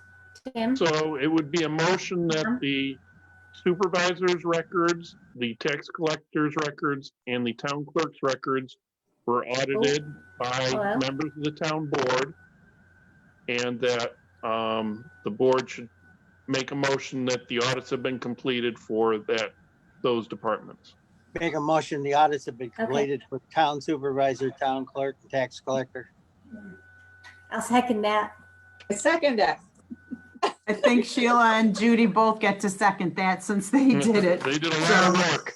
Carl's back again. It's Carl. Any discussion? Thank you both and Tom for doing it. Oh, Nikki was in on it too. Give her Oh, some Nikki. credit. Oh, Nikki, Nikki, there. yeah, I'm sorry. I'm not Okay. picking you. Couldn't All have done those it in without you, favor? Nikki. Aye. Aye. Aye. Opposed, motion carried. My list is basically just reporting out on the farm days informational session, which all the board members attended at the fire hall. Was our sort of our guinea pig to do a live in person, and it was located close to where the event was going to occur. So we thought it was a good test. We sort of passed part of it and didn't pass the other part as far as trying the hybrid meeting, but because of the audio still is a problem. But the attendance at in person, and I do believe Veronica online, was very good. We had 45 people turn out in addition to the panelists at the meeting. It was well attended. Dave Knapp was there from the county's perspective. Ken Maring was there from Lee Publications, and Dan Palladino was there as the host farm for the event. They did a presentation and then opened the floor to questions, which we surprisingly didn't have a whole lot of, but maybe it's because they got a lot of information from the panelists. I don't know. But I thought it was a good effort to provide information to the community, and people turned out. So the sewer consolidation lease funding, I'm going to take that off the list because I just had a phone call this afternoon that affects what I was going to say tonight. So I'm going to put that off until I can talk to Tom Purcell and Steve Snell and the only thing I would like to say about the work group considering a special event permit is that it's a work in progress. Dave Knapp and I had one idea about the direction we thought that the group wanted to go in, and the group said, no, that's not what we wanted. So I said, okay. And we went back to the drawing board. The group met this week. I was not able to be on the call, and we're going to take another shot at coming up with this checklist. But it is, I think we all are on the same page now with what it is that we're trying to do. It is not meant to be legislation or regulation. It's meant to be a helpful checklist. So that's the focus that we're trying to take. We are at the point where we are almost ready to install the AV equipment. It's been purchased. There's some logistical issues that IT, Dan Bender, I think is going to be out this week. He and Nikki will be able to figure it out so we can get the meeting room up and running and able to do all kinds of things that will allow much more public involvement, participation, communication, etc. I don't know why I put federal stimulus funds on the list anymore. It's there, but I don't remember why. Other than maybe I just don't want to forget about it. I don't know. Tom, is there anything new to add at the moment? I have been watching it. They still haven't, the Treasury Department's in charge of it. They still haven't released any information on it. And I monitored the Association of Towns and the Conference of Mayors. Okay. Nobody has any new information. Okay. And we're still in the black at this point with our health insurance? That was the last sheet I saw we were. Yeah, so that's a good thing. I think we're 2 months in the black. Yeah. Let's keep it that way. I know, cross your fingers. New business, I just want to report out that the schoolhouse repairs that we budgeted for this year came in well over what we have money for, funds for. So I asked Carl if we could please hold on that. And I think I mentioned this last board meeting. So I did file the paperwork to apply for CNY Community Foundation grant. And it just, since I filed it, it takes 30 days. And since I filed it after the last board meeting, it's not ready yet, but it is filed and hopefully we'll get an answer soon and we will know if we can supplement the difference between what we have budgeted for and what it's going to cost. Good. Yeah. And then this, I don't want to forget this because I think it's really important. Dave Knapp mentioned it at the informational meeting on farm days, but I also just got an email today from the Central New York Regional Planning and Development Board on this. The county is doing, is going to use some of its federal stimulus money, some $15 million of its $89 million, to put towards bringing broadband internet to rural areas in the county. And the county executive did mention a number of counties, a number of our towns that need it. Tully, Fabius, Atisco, Spafford, Elbridge, Atlas, and parts of Camillus.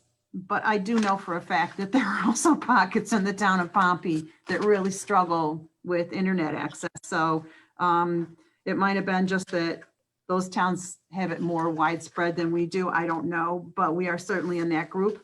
What they are doing, which is the important part, is they are asking people to weigh in. There's a survey and you can find the survey, and this will be, well, you can find the survey at www.cnyinternet.com. It's a two-part survey. One is you test your speed, your upload speed and your download speed, and the other is actual questions about your particular location, your situation with internet, etc. The more information they get, the better able they will be to assess the need. So I urge everyone to reach out to family, friends, anybody on this call. Please go to the CNY community, to that website, to that web address, but you can also find the information on the CNY community or Regional Planning Board, Regional Planning and Development Board. And I think it's essential that we get as many people to respond to this as possible. It doesn't have to just be in the town, it can be anybody within, like I think it's a 3 or 4 county. It includes Madison County, Cayuga, and Cortland County, Cortland, Oswego. Oh, it's 5 counties. Onondaga, Cayuga, Cortland, Madison, and Oswego counties can take the survey, and it's open until July 31st. And Nikki, for people, there is a phone number to call if you don't have the ability to get the form on the internet, but they're also going to make hard copies available so we can keep them, have it at town hall for people that can't access it on the internet. So I really want to encourage us as town officials to reach out to people we know as well. Can we Go put ahead. something on the website about? Yes, Okay. absolutely. And then, In fact, I got it on the folder to do that. I forgot I about was that. gonna ask the Yes. same thing, because David Knapp at the informational meeting said that they were launching this big campaign on April 30th. And he had It's mentioned there. putting it on our town website. He's like, I just want to hear from people who have no connection or have a poor connection. Like, let's get the word out there.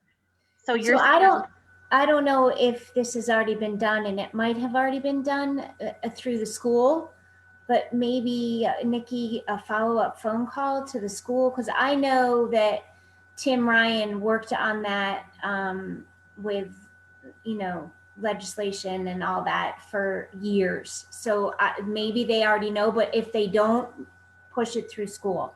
Well, and I'm sure Melanie knows, and I'm thinking Nikki as well, to talk to Melanie Velarde, because she works for the county now in the legislature, and she's in Fabius, and they certainly have need there. So I just really want to promote the survey for our area, especially to do as much as we can to establish what our need is. And if Jesse Walzer was on this call, I'd be saying, Jesse, now's your time, because he has been such a proponent time after time after time at board meetings, pushing the issue of the lack of good internet out here. And I have Spectrum at my house. I took the survey today. It takes you literally 5 minutes. It's not a long survey. But I have Spectrum at my house, and I still get dropped, and I still have slow speeds, and you still can't hear me. That's why I'm here at town hall for these board meetings, because my audio doesn't work well. So thanks, Nikki. Yeah, so if we'll work on that, Nikki, okay? Yeah, sounds good. That's all I have. So I don't know if there's any public comment. That would be on Veronica, and if people want to give their name and their street address, not just the street they live on, it would be helpful. I don't see anything new from Okay. before. Well, I mean, maybe exhausted them all earlier. But again, thanks for hanging in there, board members and town officials and everyone. And we will figure out what to do about location of board meeting next month. It will be in the town hall unless we post and notice otherwise. So anybody want to make a Make a motion, we adjourn. That would be Carl, and I think who seconded it? Second. Judy seconded it. All those in favor? Aye. Aye. Opposed? Motion carried. Night, Bye. everyone. Bye. Aye. Thanks.